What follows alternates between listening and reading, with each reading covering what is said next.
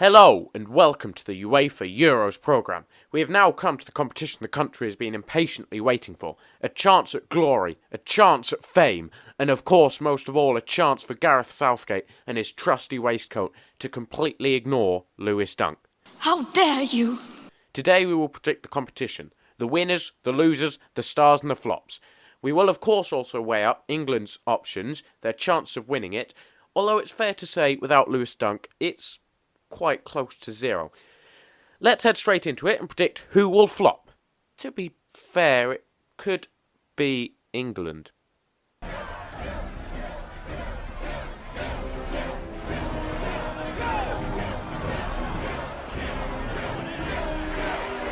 Okay, I meant England won't flop. Definitely not. Anyway, to clarify, by flop I mean sort of what West Ham would do if they are in the Champions League. Get knocked out at the group stage in a spectacular collapse. Unfortunately I can't pick West Ham because they aren't actually a country, though some people sometimes feel they are.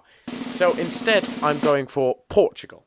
Ronaldo, he's great and all, but Fernandes will probably get injured in a fight over Cristiano over who is taking the penalties. And then Ruben Dias conceded 3 goals to Brighton and was embarrassed by Leandro Trossard.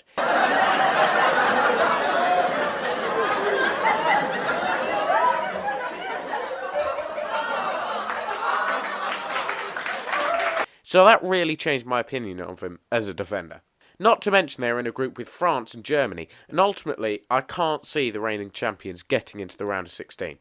Okay, now let's move on to assessing the England squad. So I provide my in-depth expert analysis. England won't win because Gareth Southgate didn't pick Lewis Dunk. I genuinely swear he hates him so much. His waistcoat lining probably has the Ghostbusters sign, but with Dunk's head on instead of the ghost. He only picked Ben White because Trent got injured. He tried his best to avoid putting him on the team.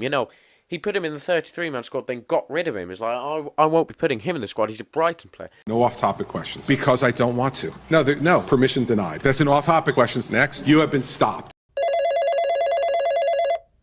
Sorry, who's this? No, I'm not being biased in favour of Brighton. Of course not. Sorry about that. Let's do some actual analysis.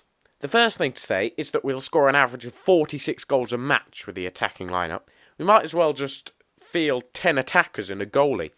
If for some reason, however, UEFA step in and say we have to play other positions as well, those spoiled sports, then we could use some of the right-backs we brought. Has it not been mentioned? We brought 3 right-backs. We wanted to bring 4, but Trent Alexander-Arnold said, look, this is totally silly, and took matters into his own hands and got injured. So, to save England's embarrassment. Anyway, let's cut to the chase. England will not win Euro 2020. What did he say? They will cruise past the group stage, top of the group, with a plus 287 goal difference. Once they get to play better quality teams, however, the lack of depth in defence will be exploited.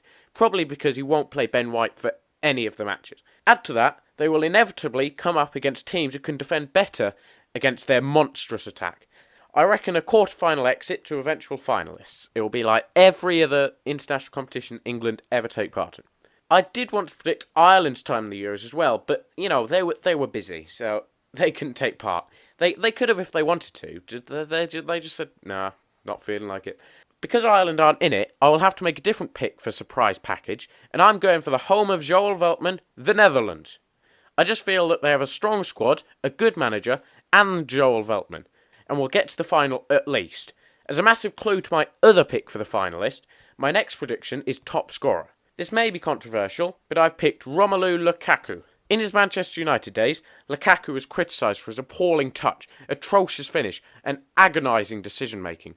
But his move to Inter has been like a refreshing swim for the Belgium, and he has in the past few seasons outdone both Messi and Ronaldo in stats for international goals. Don't ask me for the exact figures in those stats though, because I've forgotten them and I read them ages ago.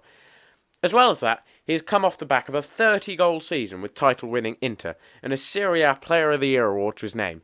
In the past, his fault may have been the touch of a brick wall, no, the touch of a trampoline, but there is no one that can now doubt the quality that Lukaku has to offer. Add to that, he's got Kevin De Bruyne to supply him with assists, and he usually picks one of those up every 2.7 seconds.